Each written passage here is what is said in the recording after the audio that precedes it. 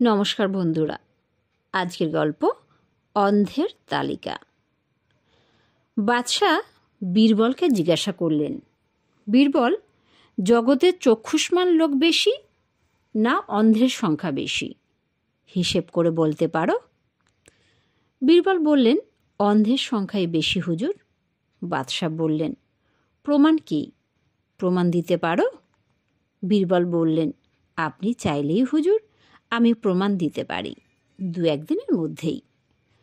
বাদশাহ বললেন, দাও দেখি, তাহলে বুঝবো তুমি বুদ্ধিমান।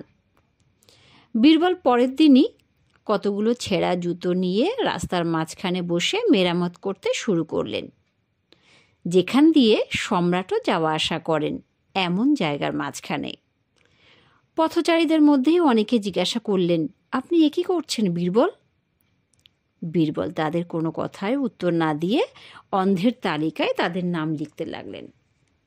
কিন্তু পথচারীদের মধ্যে যে 2-1 জন বলছিলেন, কি ব্যাপার, বীরবল এখানে বসে নিজে জুতো সেলাই করছেন, তাদের নাম তিনি চক্ষুষ্মানদের তালিকায় লিখছিলেন।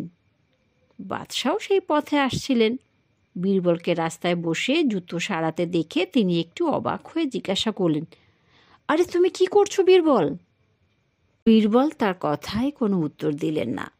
নিঃশব্দে বাদশার নামটি অন্ধের তালিকায় লিখে রাখলেন সবার উপরে। পরদিন বীরবল চক্ষুষ্মান এবং অন্ধ ব্যক্তিদের নামের তালিকা বাদশার দরবারে দাখিল করলেন দেখার জন্য।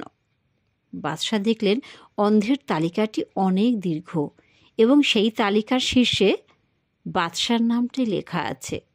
বাদশাহ দেখেই বুঝে নিলেন যে সত্যি কথাই বীরবল লিখেছে, এতে কোনো ভুল নেই। নমস্কার।